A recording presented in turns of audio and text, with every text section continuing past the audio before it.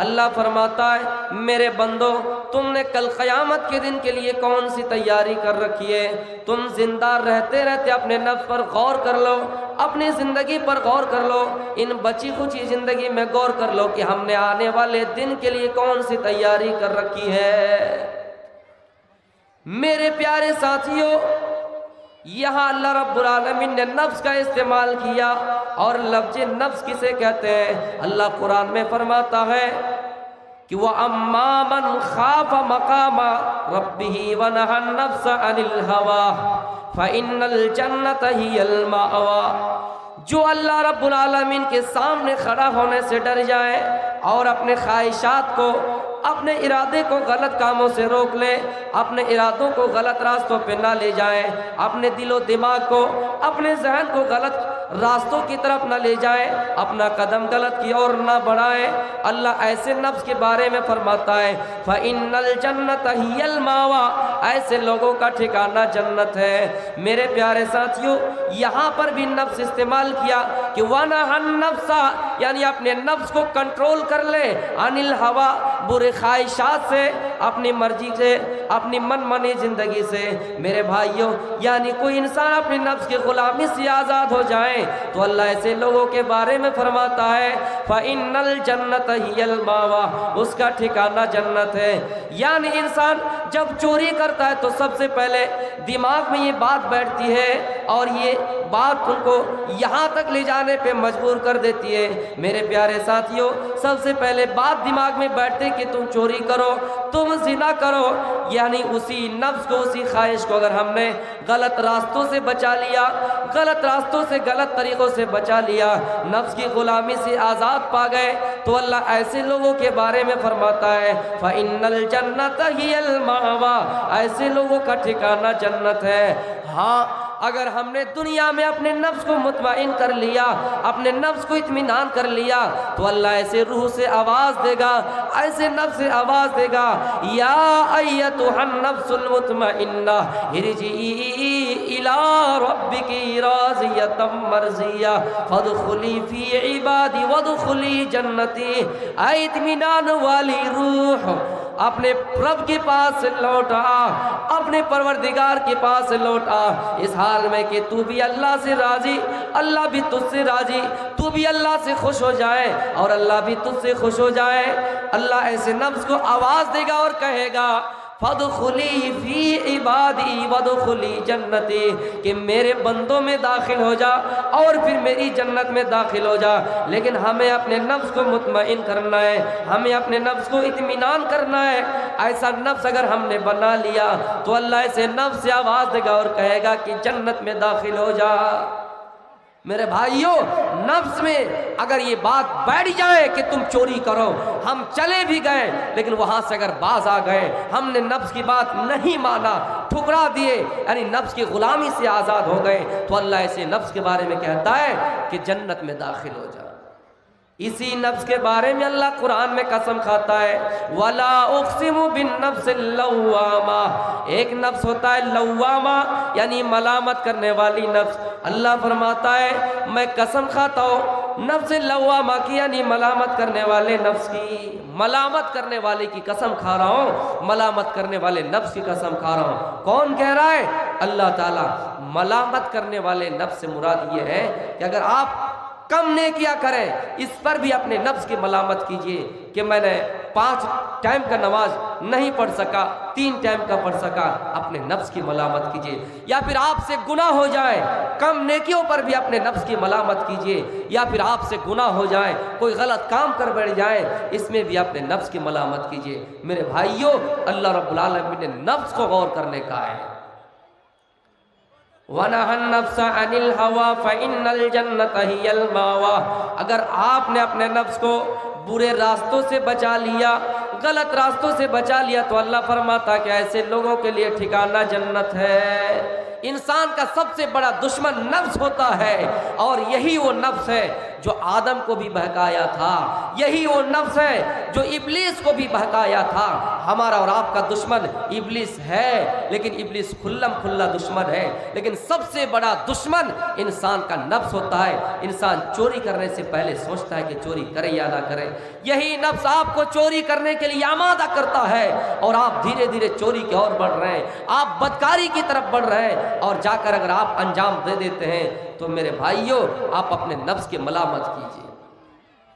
वल तंजुर नफ्सुम मा क़द्दमत लिगद, हर इंसान को गौर करना चाहिए कि उसने आने वाले दिन के लिए कौन सी तैयारी कर रखी है। हर नफ्स को गौर करना है कि उसने आने वाले दिन के लिए कौन सी तैयारी कर रखी है। मेरे प्यारे साथियों, आप अपनी ज़िंदगी के बारे में गौर करें कि हम अपनी ज़िंदगी में कहाँ तक कामयाब हैं। क्या हमारा बिजनेस हो जाना, कारोबार हो जाना क्या कामयाबी है? नहीं नहीं। दुनिया में किसी की नौकरी लग गई ये कामयाबी नहीं है। दुनिया में किसी के पास कारोबार हो गए ये कामयाबी नहीं है। अल्लाह फरमाता है फमन ज़ुहज़िहा अनिन नारि व उदखिलल जन्नत फ़क़द फ़ाज़। कामयाब लोग वो हैं जिनको अल्लाह रब्बुल आलमीन जहन्नम से बचा लिया, जो जहन्नम की आग से बच गए और जिनका दाखिला जन्नत में हो गया, जन्नत के अंदर चले गए, यही लोग कामयाब है। हम अपनी ज़िंदगी के बारे में गौर करें कि हम कहाँ तक कामयाब है। नौकरी लग जाना कामयाबी की पहचान नहीं है। कामयाबी की पहचान तो ये है कि आप जहन्नम से बच जाएं, जन्नत के अंदर आपका दाखिला हो जाए। अल्लाह इसी नफ्स के बारे में फरमाता है कद अफ़लह मन ज़क्काहा। कामयाब हो गए वो इंसान, कामयाब हो गए वही लोग जिन्होंने अपने नफ्स को पाक कर लिया। क्या खाया नहीं खाया, हराम से बच गया, हलाल को अपना लिया। जिस्म में क्या कपड़ा पहना है, हलाल पैसे का कपड़ा है, हराम पैसे का कपड़ा है। उन्होंने फ़र्क कर लिया कि हलाल क्या होता है, हराम क्या होता है। तो मेरे प्यारे साथियों, अगर अपनी ज़िंदगी के बारे में आपने गौर कर लिया तो आप कामयाब हो गए। अल्लाह फरमाता है नौकरी लग जाना कामयाबी नहीं है, कारोबार हो जाना कामयाबी नहीं है। फमन ज़ुहज़िहा अनिन नारि व उदखिलल जन्नत फ़क़द फ़ाज़। कामयाब वो है जो जहन्नम की आग से बच गए और जिनका दाखिला परदान नगर में हो गया, जिनका दाखिला जन्नत के अंदर हो गया, जो जन्नत में चले गए। मेरे प्यारे साथियों, वल तंजुर नफ्सुम मा क़द्दमत लिगद। हर नफ्स को गौर करना चाहिए कि उसने आने वाले दिन के लिए कौन सी तैयारी कर रखी है। ये एक इंसान जब कारोबार में जाता है, शाम को घर आता है तो हिसाब लगा लेता है कि हमने दिन में कितने रुपये की आमदनी की, कितना रुपया खर्च हुआ, कितने रुपये के सामान खरीदे, कितने रुपये की बिक्री हुई, कितना रुपया इनकम हुआ, कितना रुपया मुनाफा हुआ। मेरे प्यारे साथियों, एक दुकानदार इसका हिसाब लगा लेता है। एक रिक्शा चलाने वाला ड्राइवर जब घर आता है, जब रिक्शा चला कर आता है, टैक्सी चला कर घर आता है तो हिसाब लगा लेता है। वो मेरे बंदो, अल्लाह कहता हो मेरे बंदो, दुनिया में तुम दुनिया में चंद दिनों के लिए रहने के लिए आए हो, दुनिया में अपना हिसाब किताब कर लेते हो, लेकिन इस दुनिया को एक दिन तुम्हें छोड़ के जाना है। इस दुनिया को तुम्हें अलविदा कहना है और उस दुनिया में तुम्हें जाना है, हमेशगी वाली जिंदगी में जाना है। इसलिए जब तक जिंदा हो अपना हिसाब किताब कर लिया करो कि हम अपनी जिंदगी में कहाँ तक कामयाब है। इसलिए तो हजरत उमर फारूक कहा करते थे, लोगों जब तक जिंदा हो अपना हिसाब किताब इस दुनिया में कर लिया करो। यही कहीं ऐसा ना हो कि नाम-ए अमाल के लिए तुम्हें आखिरत में पेश किया जाए। सबसे बड़ी पेशी होने वाली है, दुनिया में तुम अपनी नेकियों का वजन कर लो, अपनी नेकियों को तोल लो, इससे पहले कि तुम्हारी नेकियां तोली जाए, इससे पहले कि तुम्हारे गुनाह का वजन किया जाए। कहीं ऐसा ना हो फअम्मा मन सकुलत मवाज़ीनुहु फहुवा फी ईशतिर राज़िया। अगर आपकी नेकियां ज्यादा हो, मीज़ान में ज्यादा नेकियां हो, तो फिर आपका ठिकाना तो जन्नत है। लेकिन कहीं ऐसा हो कि वह अम्मा मन खफ़त मवाज़ीनुहु फउम्मुहु हाविया वमा अदराका मा हिया नारुन हाविया। कि नेकियां कम पड़ जाए, तुम्हारी नेकियां भी तोली जाए, गुनाह भी तोले जाए, गुनाह का भी वजन किया जाए। अगर गुनाह ज्यादा हो गया तो आपका ठिकाना हाविया हो जाए, जो दहकती हुई आग है। इसलिए दुनिया में जब तक जिंदा हो अपनी नेकियों का हिसाब कर लिया करो। हजरत उमर का मशहूर कौल था कि लोगों, दुनिया में जब तक जिंदा हो अपना हिसाब किताब कर लिया। दुनिया में कोई अगर अपनी नेकी का हिसाब कर लेता है, अपने गुनाह का हिसाब कर लेता है, तो आखिरत में उसका हिसाब आसानी से लिया जाएगा। कोई एग्जाम देने के लिए जाए, एग्जाम दे के घर आ जाए, वो चेक करता है पेपर को, कितना हमारा सही गया, कितना गलत गया। मेरे प्यारे साथियों, उसको एक अंदाजा हो जाता है, उसको अंदाजा हो जाता है कि हमने 100 क्वेश्चन जो है, 100 सवाल है, उनमें हमने कितना सही जवाब दिया, हमारा कितना गलत गया। अगर ज्यादा ही गलत गया तो मजीद और मेहनत करता है। मेरे भाइयों, दुनिया में भी आप अगर हिसाब लगाएंगे अपनी नेकियों का, अपने गुनाहों का, देखेंगे कि आपका गुनाह ज्यादा हो रहा है, देखेंगे कि आपका गुनाह ज्यादा है, आपकी गलतियां ज्यादा है, तो आप गलतियों को छोड़ेंगे और ज्यादा नेकियां करने में मशगूल हो जाएंगे। मेरे प्यारे साथियों, अल्लाह के नबी फरमाते हैं कि लोगों, कुन फिद दुनिया का अन्ना का गरीबुन अव आबिरु सबील, दुनिया में एक मुसाफिर की तरह रहो। जिस तरह एक मुसाफिर, चलता हुआ मुसाफिर कहीं थक जाता है, आराम करने के लिए किसी जगह पे बैठ जाता है, थोड़ी देर आराम करता है, आराम करने के बाद वो अपने मंजिल की तरफ रवाना हो जाता है, मंजिल की तरफ सफर करता है, इसलिए कि उसका ये असल मस्कर नहीं, यहाँ से उसको निकलना ही निकलना है। हम और आप यहाँ आए हैं, इस दुनिया को अलविदा कहना है और इस दुनिया से जाना है। मेरे प्यारे साथियों, कोई इस दुनिया में रहने के लिए नहीं आए। उसके बाद अब्दुल्ला इब्न उमर कहा करते थे, इदा अस्बात फला तंतज़िरिल मसा, जब सुबह हो जाए तो शाम का इंतजार ना किया करो, व इदाम सईदा फला तंतज़िरिस सबाहा, और जब शाम हो जाए तो सुबह का इंतजार ना किया करो। सुबह हो गए, आप हिसाब लगा लो कि हमने रात में कितनी नेकियां की हैं, रात में कितने गुनाह किए हैं। शाम हो जाए, दिन का हिसाब लगा लो। मेरे भाइयों, यकीन जानिए कि अगर आपने दिन में भी हिसाब कर लिया तो आपकी गलतियां कम होंगी, गुनाह कम होंगे, आपको यह एहसास होगा। इसी चीज का नाम मुहासबाए नफ्स है। वल्तंजुर नफ्सुम मा क़द्दमत लिगद, हर इंसान को गौर करना चाहिए कि उसने आने वाले दिन के लिए कौन सी तैयारी कर रखी है। इंसाफ से बताइए, आपका बेटा कैसे कामयाब होगा। दुनियावी मामलात में आप अपने बेटे को तरक्की दिलवाने के लिए जायज़ और नाजायज़ तरीके इख्तियार करते हैं, इसलिए कि आपका बेटा कामयाब हो जाए। लेकिन मेरे भाइयों, ये दुनिया की कामयाबी आप अपनी औलाद के लिए चाहते हैं, लेकिन क्या आप ये नहीं चाहते कि आपकी औलाद जहन्नम की आग से भी बच जाए, जिसके बारे में अल्लाह कुरान में फरमाता है कि कू अनफुसकुम व अहलीकुम नारा, अपने आप को भी जहन्नम की आग से बचाओ और अपने कुम्बे कबीलों को भी जहन्नम की आग से बचाओ। दुनिया में आप नहीं चाहते कि आपके बेटे को कोई थप्पड़ मारे, दुनिया में आप ये नहीं चाहते कि आपका बेटा दर दर की ठोकरें खाए, दुनिया में आप नहीं चाहते कि आपका बेटा किसी सैलाब में बह जाए, दुनिया में आप नहीं चाहते कि आपका बेटा कार एक्सीडेंट में मर जाए, दुनिया में आप ये नहीं चाहते कि आपका बेटा किसी जले हुए मकान में रख दिए जाए और वहाँ जल जाए, किसी कारोबार में आग लग जाए और वहाँ जल जाए। लेकिन आप ये कैसे गवारा करेंगे कि आखिरत में जब आपके बेटे को जहन्नम में डाला जाएगा, और मेरे भाइयों, जहन्नम में सिर्फ इंसान को डाला जाएगा, सिर्फ पत्थर को डाला जाएगा, वहाँ कोई पेट्रोल नहीं होंगे, वहाँ कोई डीजल नहीं होंगे, वहाँ कोई लकड़ियाँ नहीं होंगे। क्या आप ये नहीं चाहते कि आपकी औलाद जहन्नम की आग से बच जाए। दुनिया में हम अपनी औलाद के लिए, अपनी औलाद की खातिर जायज़ और नाजायज़ रास्ते इख्तियार करते हैं, लेकिन मेरे भाइयों, वही बाप, वही गार्जियन, वही जिम्मेदार अपने बेटे के लिए, अपनी औलाद के लिए नहीं सोचते कि मेरी औलाद कल क़यामत के दिन जहन्नम की आग में ना जाए। मेरे प्यारे साथियों, वल्तंजुर नफ्सुम मा क़द्दमत लिगद, हर इंसान को गौर करना चाहिए कि उसने आने वाले दिन के लिए कौन सी तैयारी कर रखी है। नौजवान, बूढ़े, बच्चे, सबको गौर करना चाहिए कि उसने आने वाले दिन के लिए कौन सी तैयारी कर रखी।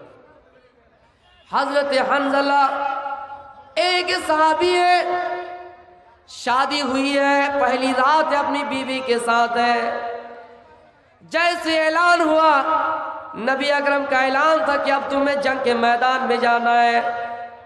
आखिरी घंटी लगी, जैसे मुकाबला होता है, कोई दौड़ होता है कहीं, और ये कह दिया जाता कि 1 2 3 की आवाज लगेगी तो तुम दौड़ना शुरू कर दोगे। आखिरी ऐलान हुआ, आखिरी बार घंटी बजी, हंजला बिस्तर से खड़े हो गए। पहली रात है, अपनी बीवी के साथ है, सुहाग रात मना रहे, जिमा किए, हम बिस्तर किए, लेकिन अभी अभी फारिग हुए थे, गुस्ल जनाबत भी नहीं कि ऐलान हो गया कि अब तुम्हें जंग के मैदान में निकलना है। हंजला ने जिहाद की आवाज सुनी तो हंजला मैदान से भाग गए, मैदान की तरफ रवाना हो गए, घर से निकल गए।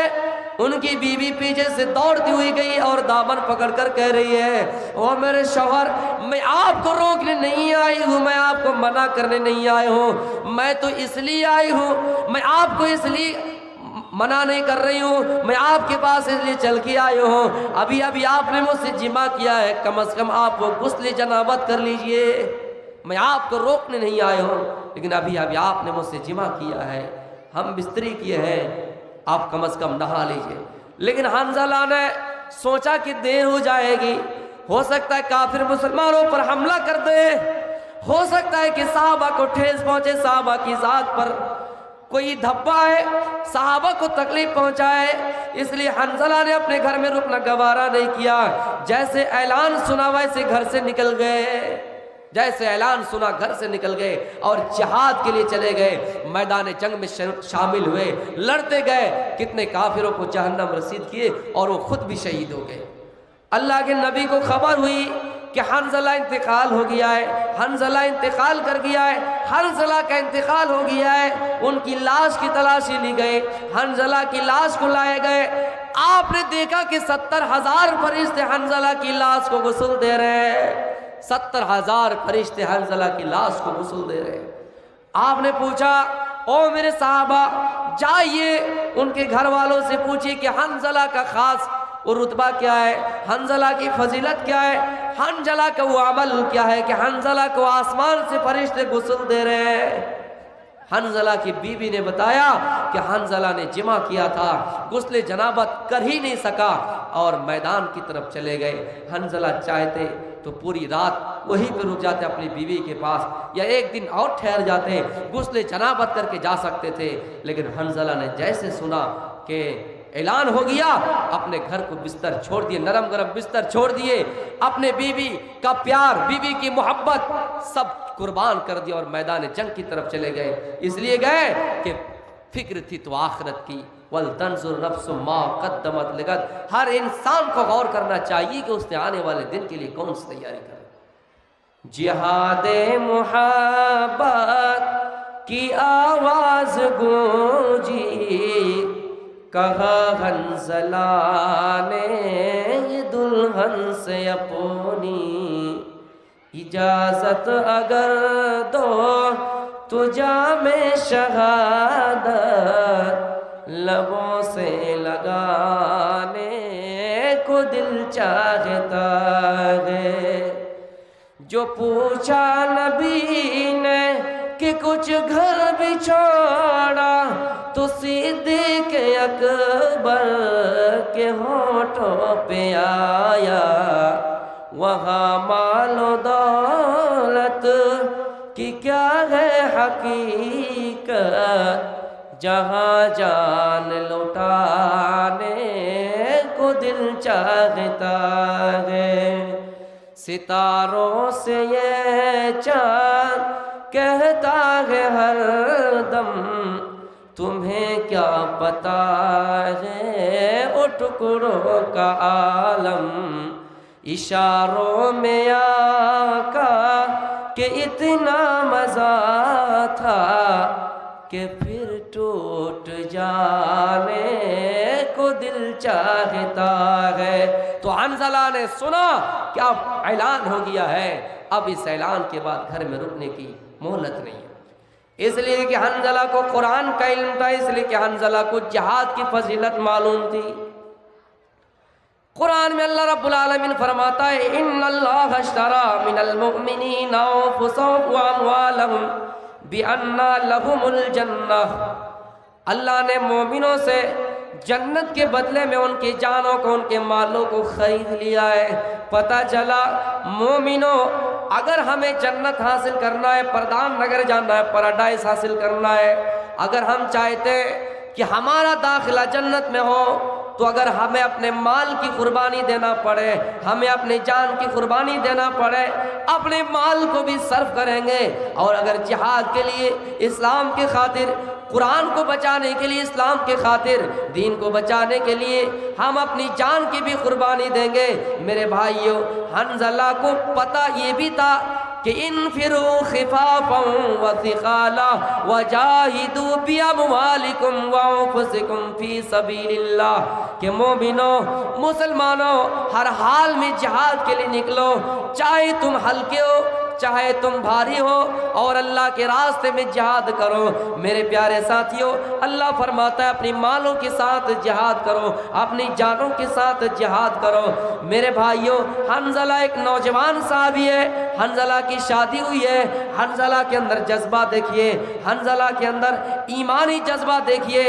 आज हम और आप है कि हमारे अंदर रास्ते बदल गए, हमारे अंदर तरीक़े बदल गए, हमारे अंदर, हमारी शरीयत के अंदर, हमारे शरीयत के मुताबिक कुछ काम नहीं हो रहा है मेरे भाइयों। लेकिन इतना यकीन रखिए, गैर मुस्लिम भी यही बात कहते हैं, और उनकी किताबों में ये बात आज भी लिखी हुई है कि तब तक सुंदर मद्दी कोया बिना महामद पार ना होया।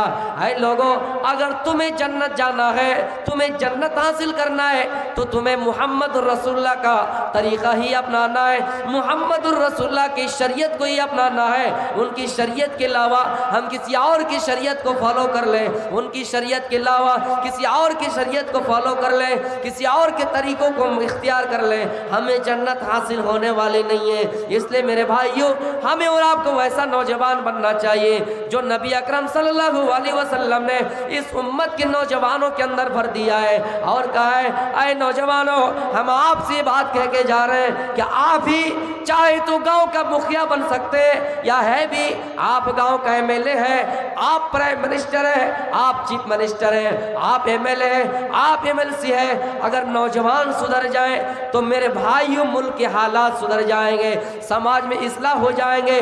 नौजवान अगर अच्छाई की तरफ अपना कदम आगे बढ़ा दे तो फिर मेरे भाइयों, उस कौम में और उस मजलिस में और उस इलाके में इस्लाह पैदा हो जाएंगे। और नौजवानों, आपके अंदर एक ऐसा जज्बा होना चाहिए कि आप दीन भी लेकर चले और आप दुनिया भी लेकर चले, आप मुल्क की बात भी करें और आप इस्लाम की भी बात करें। आपके अंदर जज्बा ऐसा होना चाहिए कि कोई अगर आप पर ऐतराज करे तो आप जवाब देकर पास हो सके।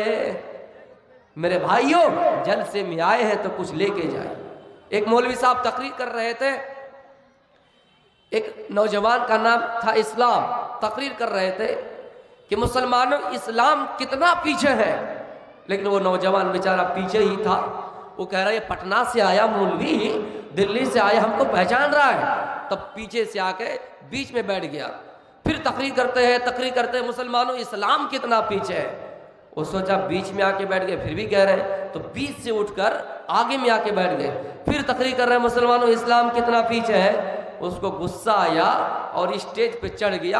मौलवी साहब का गरीबान पकड़कर कह रहा है, क्या तेरे सर पे बैठ जाए।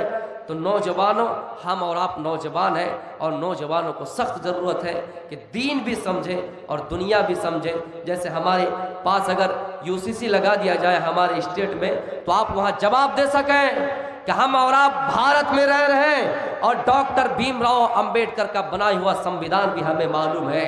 धारा, आर्टिकल हम 25 हमें ये बता रहे हैं कि आप इस्लाम का प्रचार कीजिए, जिस मजहब में रहते हैं आप उस मजहब का दाई बनिए, मुबल्लिग बनिए, आप उसके मुताबिक अपनी ज़िंदगी गुजारिए। तो मेरे भाइयों, नौजवानों, अपने अंदर एक जज्बा रखिए कि आप दीन भी समझें, दुनिया भी समझें। अमीर खुसरो एक बड़े शायर थे, उसके अंदर एक ऐसा जज्बा था, मलका था शेर व शायरी में, कि एक मरतबा उसको प्यास लगी, वो चलकर किसी कुएं के पास आ रहे थे, देखा कि 4 औरतें पानी भर रही थी।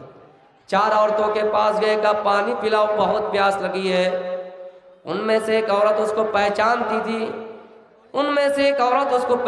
थी, कहा कि यही अमीर खुसरो है जिनको शेर व शायरी से बड़ा जज्बा है, इनको दिलचस्पी है, इनके गीत लोग गाते हैं, बड़ा हुनर है इनके अंदर, मलका है। तो 4 औरतों ने कहा कि पानी एक शर्त पे पिलाएंगे, अगर आप यहाँ कोई शेर पढ़ेंगे तब हम आपको पानी पिलाएंगे। तो 4 औरतों ने अपनी अपनी ख्वाहिश जाहिर की। किसी ने कहा मुझे कुत्ता पसंद है, उस पर कोई मिसरा पढ़िए। किसी ने कहा मुझे ढोल बहुत पसंद है, ढोल पर कोई मिसरा पढ़िए। किसी ने कहा खीर बहुत पसंद है, खीर पर कोई मिसरा पढ़िए। किसी ने कहा कि हमको खीर और ढोल कुत्ता, और किसी ने कहा था कि हमको चरखा बुनना चरखा चलाना पसंद है, इनके बारे में कोई मिसरा पढ़िए। 4 औरतों ने अलग अलग ख्वाहिश जाहिर की। अमीर खुसरू ने कहा, सोचा अगर चारों को एक एक करके जवाब दूं, प्यास बहुत लगी, देर हो जाएगी। तो चारों औरतों की ख्वाहिश एक ही मिसरे में कह दिया उन्होंने, खीर पकाई जतन से, खीर पकाई जतन से, चरखा दिया जला, आया कुत्ता खा गया, तू बैठी ढोल बजा, ला पानी पिला।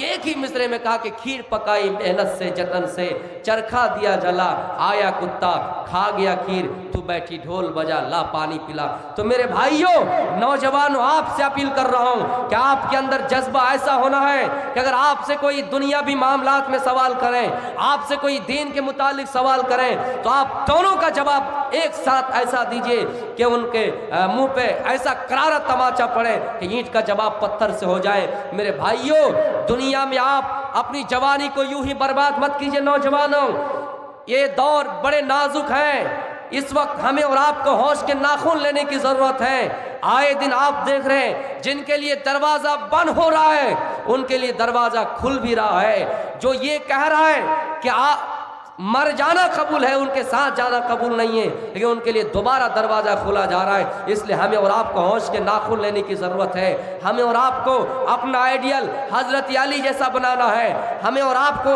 अपना तरीक़ा उमर फारूक जैसा बनाना है। हमें और आपको वैसा तरीक़ा इख्तियार करना है जो जनाब मोहम्मद रसूलुल्लाह सल्लल्लाहु अलैहि वसल्लम ने देकर गए हैं। हमें सलमान खान और शाहरुख खान जैसा स्टाइल नहीं करना है और अपनी जवानी को यूं ही बर्बाद नहीं करना है, अपनी जवानी को संवारना है। अगर आप अपनी जवानी को, जिंदगी को बर्बाद कर रहे हैं तो एक मिसरा आपके लिए कह रहा हूं, बेकार जिंदगी को तू संवार ले, तौबा का दर खुला है रब को पुकार ले।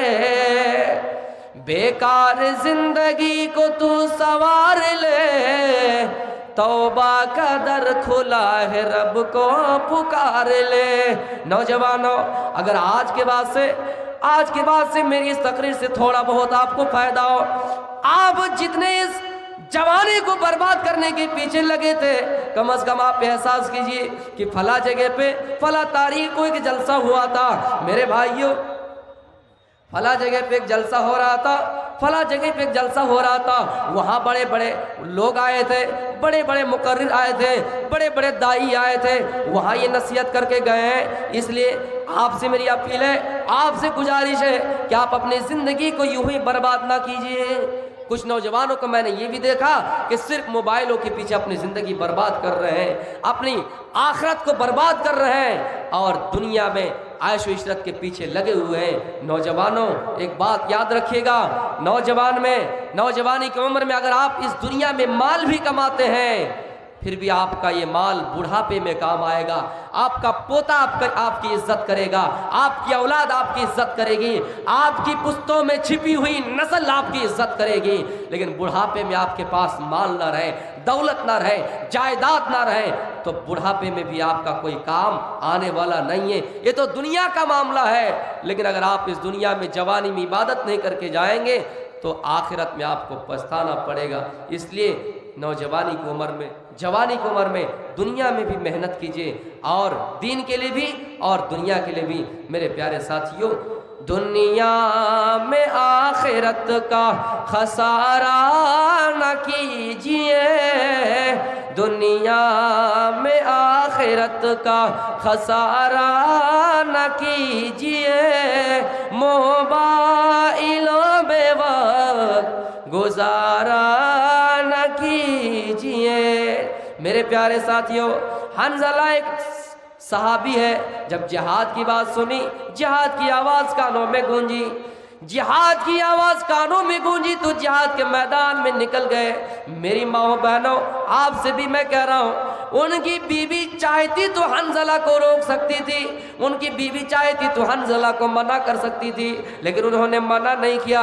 जबकि उनको मालूम ये भी है कि हंजला मैदान जंग की तरफ जा रहे हैं, हो सकता है वहां शहीद कर दिए जाए, हो सकता है वहां दुश्मनों के हाथों मार दिए जाए। लेकिन उनकी बीवी ने ये नहीं सोचा कि जाओ, मर जाओगे तो वापस नहीं आओगे, इसलिए नहीं जाओ। उनकी बीवी ने कहा, जब नबी अकरम का ऐलान है और तुम जिहाद के मैदान में जा रहे हो, दीन की खातिर जा रहे हो, अल्लाह के खातिर जा रहे हो, तो जाओ जिहाद के मैदान में जाओ, हम तुम्हें रोक नहीं रहे। लेकिन मेरी माओ बहनों, आपकी तरह आपसे शिकायत मुझे बहुत है। आपके अंदर तो ये है कि अगर कोई मौलवी दाढ़ी रख ले तो आप उनसे शादी करने के लिए तैयार नहीं है, कोई अगर टोपी लगाकर हमेशा रहे तो आप उनसे शादी करने के लिए तैयार नहीं है। आप अपने दिल में हाथ रखकर खुद फैसला कीजिए कि आप अपने शौहर को अगर उस तरह जरूरत पड़ जाए तो जाने के लिए देंगे। नहीं, कितने नौजवान से मुझे ये बात शिकायत आई कि वो जलसे जुलूस में किसी दोस्त की मोहब्बत में जाना चाहते हैं तो उनकी बीवी उन्हें रोक देती है कि क्यों जा रहे हो। मेरे प्यारे साथियों, आज हमें ज़रूरत है कि हमारी कौम की बेटियां भी तालीम याफ्ता हो, उन्हें भी दीन की समझ हो, उन्हें भी दीन की फहम हो, उन्हें भी दीन की जानकारी हो, वो भी कुरान और हदीस में बढ़ चढ़ कर हिस्सा ले, दीन की तालीम हासिल करें। मेरे भाइयों, हमें आज अफसोस के साथ कहना पड़ रहा है, मुसलमानों, वो एक दौर था कि जब औरतें दाइया थी, एक वो दौर था कि जब औरतें प्रचार इस्लाम का कर रही थी। लेकिन आज है कि हमें अपनी बेटियों को समझाना पड़ रहा है, हमें अपनी कौम की लड़कियों को समझाना पड़ रहा है कि इस्लाम क्या है, मोहम्मद रसूलुल्लाह कौन है। अफसोस का मकाम है कि आज हमारी लड़कियां गैरों के साथ फरार हो रही है, मुर्तद हो रही है। इसमें हमारा भी कसूर है कि हमने अपनी बेटियों की तरबियत सही से नहीं की है। मेरे भाइयों, वल तंजुर नफ्सुम मा क़द्दमत लिगद, हर इंसान को गौर करना चाहिए कि उसने आने वाले दिन के लिए कौन सी तैयारी कर रखी है। क्या आप ये चाहते हैं आपकी बेटी गैरों के साथ फरार हो जाए और उनकी लाश को जब मर जाए तो फिर कोई जलाए या फिर उनकी डेड बॉडी को समंदर में बहा दे? मेरे भाइयों, ये दुनिया में आप बर्दाश्त नहीं कर सकते हैं तो फिर आप ये कैसे बर्दाश्त करते हैं कि आपकी बेटी मुर्तद हो जाए, आपकी बेटी गैरों के साथ फरार हो जाए? इसलिए मुसलमानों, आप भी अपना कोई ऐसी कॉलेज और कोई ऐसी यूनिवर्सिटी बनाए जहां पर पर्दे का निज़ाम हो, जहां पर्दे का माहौल हो, जहां पर मुस्लिम माहौल हो, और वहां रहकर हमारी कौम की लड़कियां तालीम हासिल करें, ताकि हमें और आपको ये दिन देखना ना पड़े कि हमारी लड़कियां गैरों के साथ फरार हो रही है। पहले ये सुन रहे थे कि 10 लड़कियां फरार हुई, धीरे धीरे सैकड़ों में बदला, अब तो लाखों केस ऐसे आ रहे कि मुसलमान लड़कियां फरार हो रही है। मेरे भाइयों, हर नफ्स को गौर करना है, चाहे मर्द हो या औरत, कि हमने अपनी जिंदगी के लिए कौन सी तैयारी कर रखी है। मेरी कौम की बहनों, मैं ये बात इस ज़िम्न में बताया कि आपके अंदर ऐसा हुनर नहीं है कि आपका शौहर मैदान में जा रहा है तो आप रोक रहे हैं, जाने दीजिए, मत रोकिए। अगर दीन का काम कर रहा है तो मत रोकिए। कोई अगर मस्जिद के मुतवल्ली है, आप मना नहीं कीजिए। अगर थोड़ी बहुत डांट डपट सुनना पड़े गांव की तरफ से, समाज की तरफ से, तो आप उनको मना नहीं कीजिए, करने दीजिए। डांट डपट सुनना है, सुनते रहे, लेकिन दीन का काम करते रहे, आप उन्हें रोके नहीं। और आपसे भी अपील है कि आप अपनी बेटियों को मोबाइल हाथ में दे, जरूरत पड़े तो अगर दे भी दिए तो आप उनकी भी खबर लीजिए। बंगला